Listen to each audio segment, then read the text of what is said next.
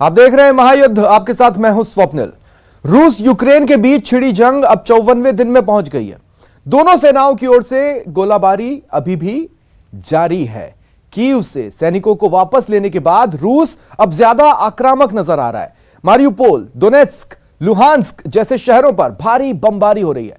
Mariupol को तो सबसे ज्यादा नुकसान पहुंचा है, बुरा हाल है। इस शहर पर कब्जा करने के लिए रूस ने यहां पूरी ताकत झोंक दी। वहीं इरपिन शहर में भी काफी नुकसान हुआ है। उधर यूक्रेन के विदेश मंत्री दिमित्रो कुलेबा ने मारियुपोल में हालात गंभीर और हृदय विदारक बताए। कहा, वहां रूस के जारी हमले एक लाल रेखा साबित हो सकते हैं, जिससे बातचीत के जरिए शांति पर पहुंचने के सभी प्रयास खत्म हो जाते हैं। कुलेबा ने मीडिया को बताया कि बंदरगाह शहर में मौजूद यूक्रेन की सेना के बाकी के कर्मियों और नागरिकों को असल में रूसी सेना ने घेर लिया है। उन्होंने कहा कि यूक्रेनियों का संघर्ष जारी है, लेकिन भारी विध्वंस के कारण अब शहर का कोई अस्तित्व नहीं बचा है। सवाल सबसे बड़ा है, आखिर ये महायुद्ध किस पड़ाव पर जाकर खत्म होगा और लोगों को कब तक बर्बादी और पलायन के साथ, तबाही के मंजर के साथ जीना होगा।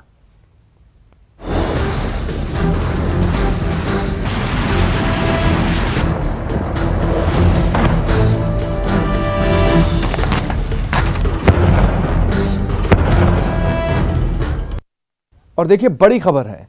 संयुक्त राष्ट्र शरणार्थी एजेंसी का बड़ा दावा सामने आया है। दावा यह है कि रूस के आक्रमण के बाद शरणार्थियों की संख्या बढ़ी है। आक्रमण के बाद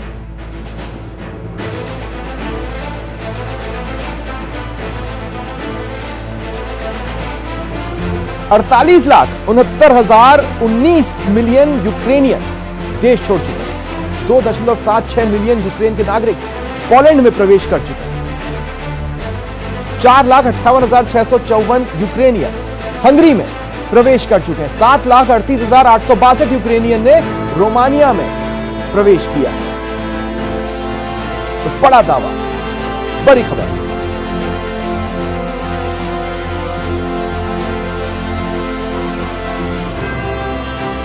यूक्रेन के बड़े बड़े शहर अब खंडहर में तब्दील हो चुके हैं। हर रोज रूसी सेना रिहायशी इलाकों की बड़ी बड़ी इमारतों को निशाना बना रही है। खार्किव हो, चर्नीव हो या फिर मारियुपोल, हर तरफ तबाही ही तबाही का मंजर है।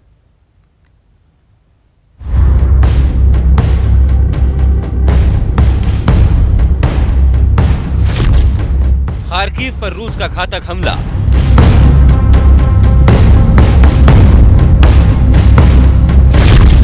हर तरफ तबाही ही तबाही। खंडहर में तब्दील चर्निव। चर्निव में तबाही का मंजर।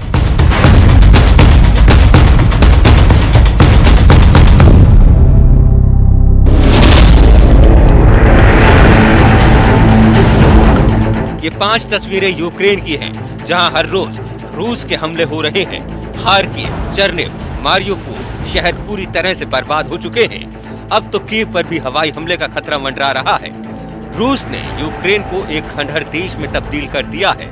जमीन हो या फिर आसमान, हमलों से खार्किव, चर्निव और मारियुपोल पूरी तरह से बर्बाद हो चुके हैं।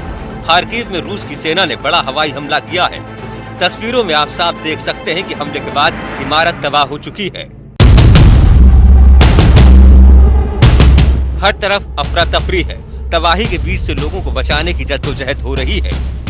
दमकल कर्मी आग बुझाने की कोशिश कर रहे हैं, तो दूसरी तरफ राहत कर्मी मलबे के नीचे जिंदगी तलाशने में जुटे हैं, क्योंकि रूस ने खार्किव की इमारतों पर जबरदस्त हमला किया है।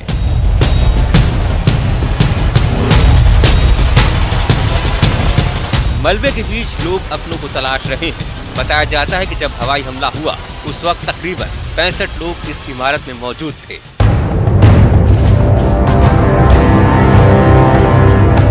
घायलों को फौरन अस्पताल में भर्ती कराया गया है, लेकिन खार्किव के खौफनाक मंजर को देखकर हर कोई हैरान है। कीव पर रूस अब तक कब्जा नहीं कर पाया है। यही वजह है कि रूसी सैनिक लगातार रिहायशी इलाकों को निशाना बना रहे हैं और इस हमले में यूक्रेन के आम नागरिक भी शिकार हो रहे हैं। चर्निव में बड़ी तबाही। चर्निव की इमारतें तबाह।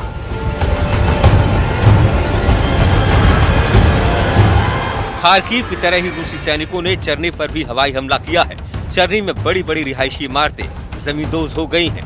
सड़कों के किनारे जितने भी घर आपको दिख रहे हैं, वो सारे घर बर्बाद हो चुके हैं। इस बुजुर्ग को देखिए, जिस घर में उनका आशियाना था, आज वो आशियाना रूसी हमले में बर्बाद हो चुका है। ये बूढ़ी नजरें बर्बादी के इस मंजर को देख रही हैं। चरनी में राहत बचाव दल के लोग बर्बाद हो चुकी इमारत में जिंदगी ढूंढ रहे हैं। चरनीव के मेयर ने दावा किया है कि रूसी हमले में चरनीव के 70% शहर बर्बाद हो चुके हैं। मारियोपोल शहर 90% तबाह हो चुका है। लुहांस्क में यूक्रेन की सेना और रूसी सेना जबरदस्त चुनौती दे रही है। लुहांस्क में यूक्रेनी सेना ने रूसी टैंक पर हमला कर तबाह कर दिया है। पूर्वी यूक्रेन में रूसी सैनिकों ने जबरदस्त हमला किया है। इस बार रूसी सैनिकों ने तेल डिपो को निशाना बनाया है। तेल डिपो से काले धुएं का गुबार साफ नजर आ रहा है। पूर्वी यूक्रेन का ये तेल डिपो पूरी तरह से बर्बाद हो चुका है। यूक्रेन और रूस युद्ध के 50 दिन से ज्यादा का वक्त गुजर चुका है, लेकिन पुतिन की सेना के हमले अभी भी जारी हैं। अब धीरे धीरे यूक्रेन के बड़े शहर पूरी तरह से खंडहर होते जा रहे हैं। यूक्रेन के बीच चल रहे लगातार युद्ध के बाद कई सारे खतरनाक सवाल खड़े होना शुरू हो गए। एक तरफ रूस को यूक्रेन को फतह करने के लिए एड़ी चोटी का जोर लगाना पड़ रहा है, दूसरी ओर सवाल उठ रहा है कि क्या यह जंग अब बंद नहीं होगी? क्या यूक्रेन युद्ध आने वाली तबाही की शुरुआत है?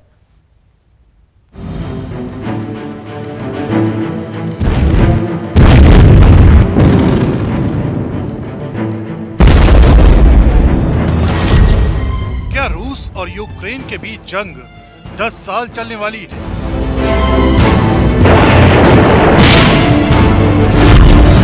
क्या यूक्रेन में चल रहा युद्ध महज तबाही की शुरुआत है?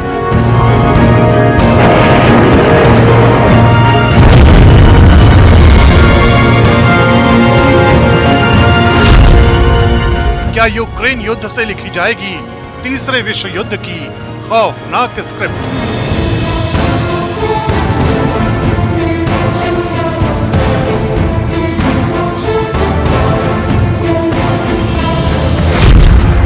क्या शुरू हो चुका है परमाणु तबाही का काउंटडाउन?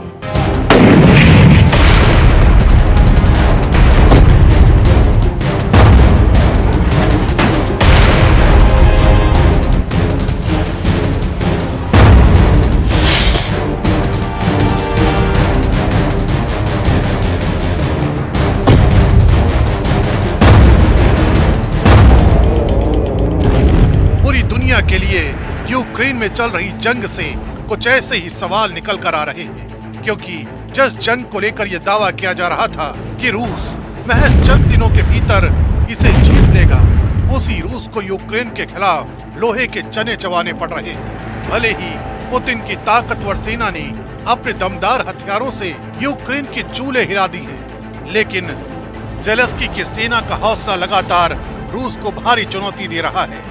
अब ये चुनौती कितनी बड़ी होने जा रही है, इस बात का जिक्र खुद यूक्रेन के राष्ट्रपति ने कर दिया है। CNN से बात करते हुए राष्ट्रपति ज़ेलेंस्की ने दावा किया है कि यूक्रेन इस जंग को अगले 1 दशक तक लड़ सकता है। रूस के खिलाफ यूक्रेन अगले 10 साल तक जंग को तैयार है।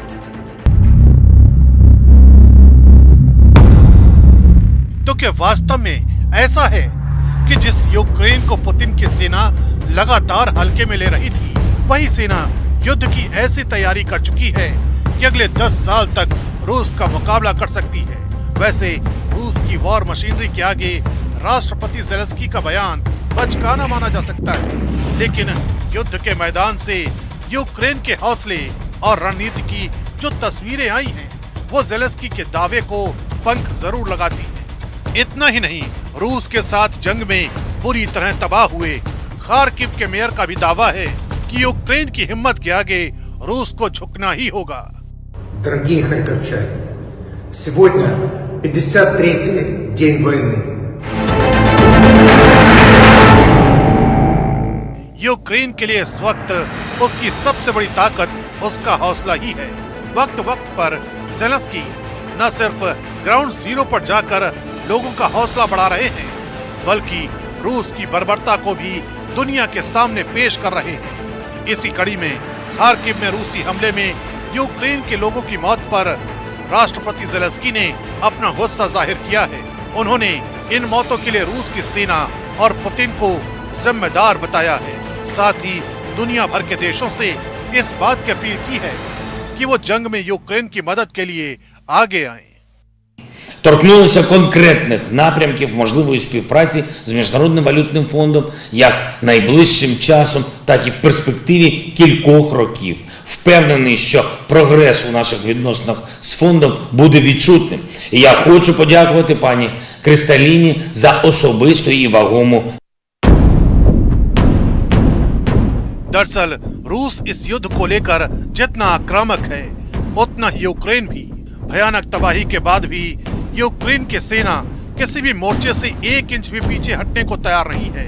इतना ही नहीं, यूक्रेन प्रशासन लगातार रूस पर युद्ध अपराध के आरोप लगाकर उसे घेरने की कोशिशों में जुटा हुआ है। खार्किव में हुए हमले के बाद एक बार फिर रूस पर ऐसा ही आरोप लगाया गया है। मध्य खार्किव में हुई गोलाबारी उदाहरण है कि रूस जब खार्किव पर कब्जा नहीं कर पा रहा तो वो उसे सिलसिलेवार तरीके से नष्ट करने पर आमादा है।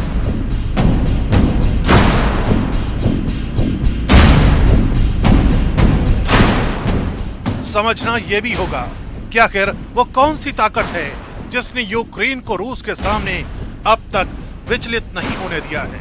असल में यूक्रेन भले ही छोटा देश है, लेकिन उसके सैनिक जानते हैं कि रूस की सेना युद्ध किस तरह लड़ती है, उसके पास कौन कौन से पैंतरे हैं। यूक्रेन जानता है कि रूस से मुकाबले के लिए रणनीतिक तौर पर मजबूत होना बेहद जरूरी है। यही वजह है कि यूक्रेन लगातार रूस पर वॉर क्राइम का आरोप लगाकर दुनिया के तमाम बड़े देशों का ध्यान अपनी ओर खींच रहा है। और जो सबसे बड़ी बात है वो है ये कि पश्चिमी देशों के 30 से ज्यादा देश यूक्रेन की मदद कर रहे हैं, जबकि नेटो और यूरोप भी इस जंग में यूक्रेन को लगातार हथियारों की सप्लाई कर रहा है।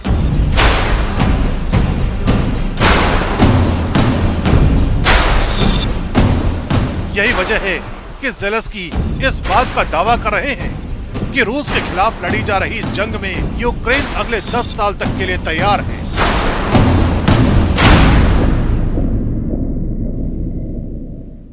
रूस यूक्रेन युद्ध के 2 महीने होने को हैं। इस युद्ध की जो तस्वीरें सामने आ रही हैं वो सिर्फ बर्बादी तबाही की है। चारों तरफ का मंजर दिल दहलाने वाला। युद्ध की तस्वीरों को देखकर किसी की रूह कांप जाएगी। रूस लगातार युद्ध में अपनी ताकत झोंके हुए है, वहीं यूक्रेन के सैनिक भी हार मानने को तैयार नहीं है।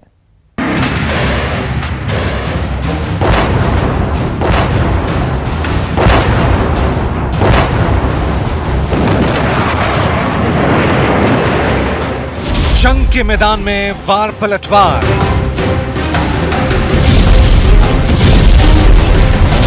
यूक्रेन की धरती पर हाहाकार,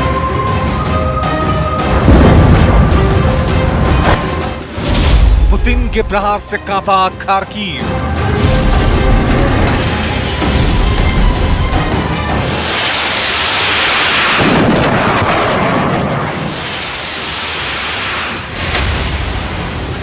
कीव के लिए कुछ भी करेंगे पुतिन। गरजती तोपें, मिसाइलों के हमले, बमों के धमाके, मशीन गन की दनदनाती गोलियां, बारूदी धुएं का गुब्बार, बदहवास चेहरे, हर तरफ मौत का भयावह मंजर। जिस जंग को यूक्रेन की धरती पर 1.5 महीने का वक्त बीत चुका है, अब उसी जंग की तस्वीरें देखकर किसी का भी कलेजा कांप सकता है, क्योंकि युद्ध जैसे जैसे आगे बढ़ रहा है, वैसे वैसे रूसी सेना की मिसाइलें यूक्रेन की धरती पर कयामत मचा रही है। लेकिन जवाबी कार्रवाई में यूक्रेन के सैनिकों का कोई सानी नहीं है। दावा किया जा रहा है कि यूक्रेन की सेना ने अपने शानदार युद्ध नीति की बदौलत रूस के खिलाफ ऐसी घेराबंदी की है कि रोजाना रूस को इस जंग में भारी नुकसान उठाना पड़ रहा है। ये तस्वीरें रूसी टैंक पर हुए एक ऐसे ही हमले की बानगी है। यूक्रेन की सेना ने मिसाइल अटैक से इस टैंक को ध्वस्त कर दिया। यूक्रेन की तरफ से जारी किए गए इस वीडियो में आप देख सकते हैं कि कैसे पलक झपकते ही मिसाइल हमले में रूस का ये टैंक बर्बाद हो गया।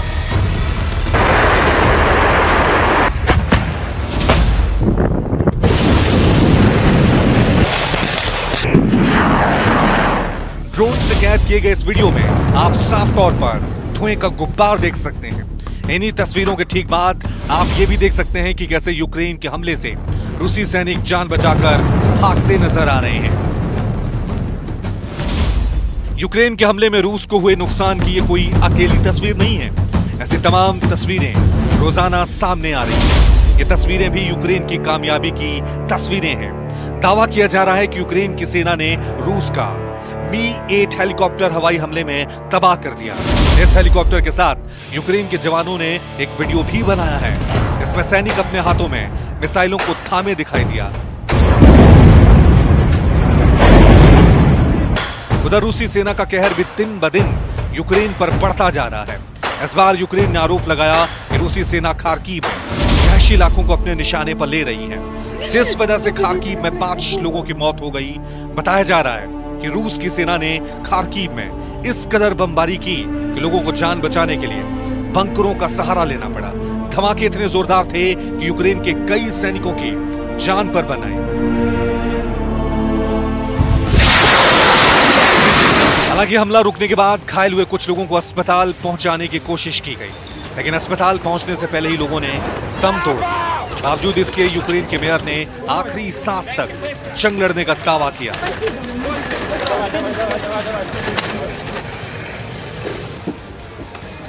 Дорогие харьковчане, сегодня 53-й день войны. खार्किव में रूसी सेना के भयावह हमले की एक और तस्वीर सामने आई है। खार्किव की इस इमारत पर जैसे ही रूसी मिसाइल गिरी, धमाके के साथ ही इमारत में आग लग गई। इसके बाद दमकल विभाग की पूरी टीम आग बुझाने के लिए अपनी पूरी ताकत झोंक दी। बताया जा रहा है कि इस आग पर काबू पाने में कई घंटों का वक्त लग गया।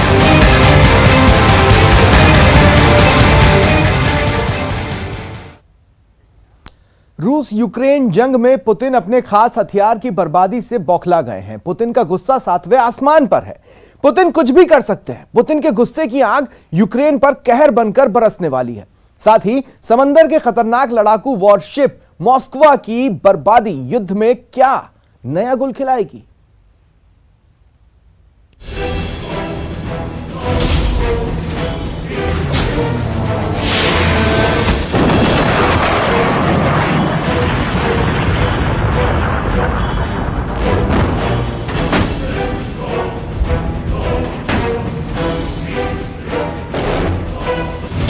समंदर में डूबता ये जंगी जहाज तीसरे विश्व युद्ध की स्क्रिप्ट लिख चुका है। जंगी जहाज से उठता धुआं यूक्रेन की तबाही की इबारत लिख चुका है।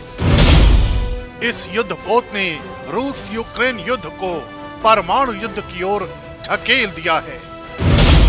इस युद्ध पोत की वजह से यूक्रेन पर हमला और तेज हो चुका है। नाम मॉस्कवा, काम समंदर में तबाही मचाना, अंजाम यूक्रेन के हमले में ध्वस्त।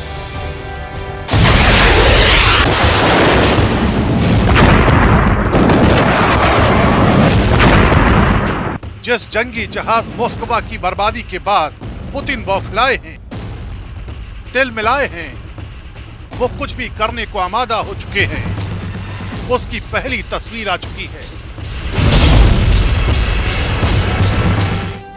काला सागर में 13 अप्रैल को यूक्रेन के हमले के बाद डूबने की कगार पर है पुतिन का धाकड़ जंगी जहाज।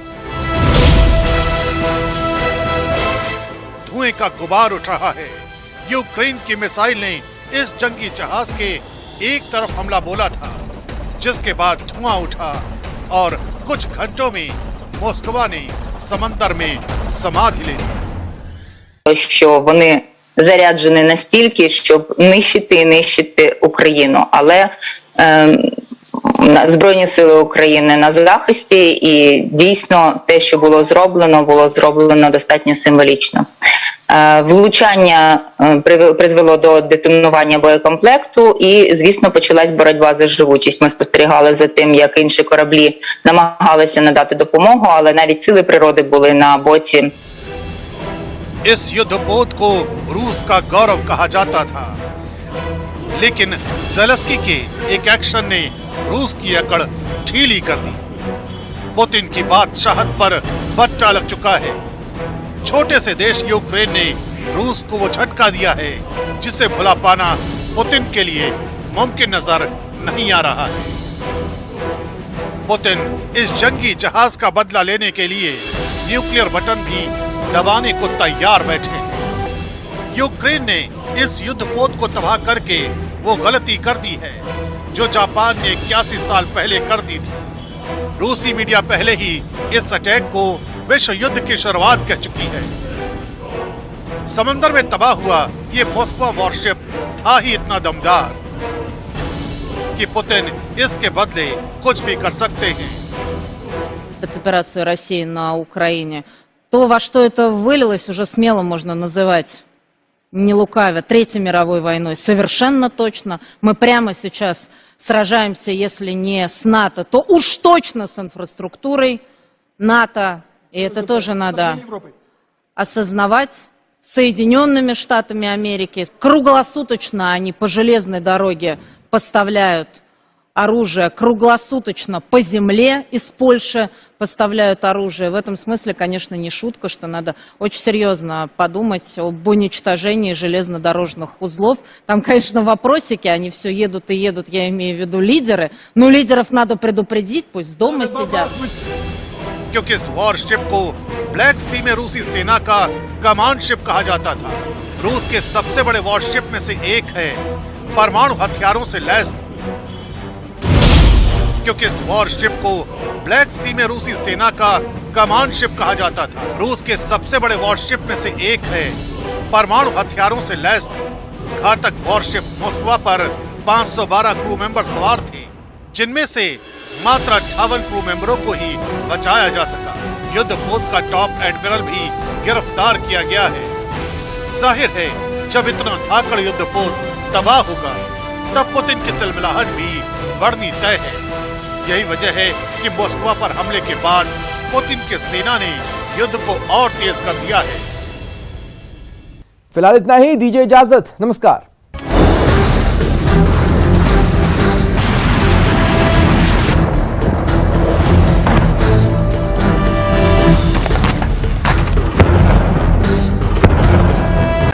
राज्य सरकार की मुश्किलें अब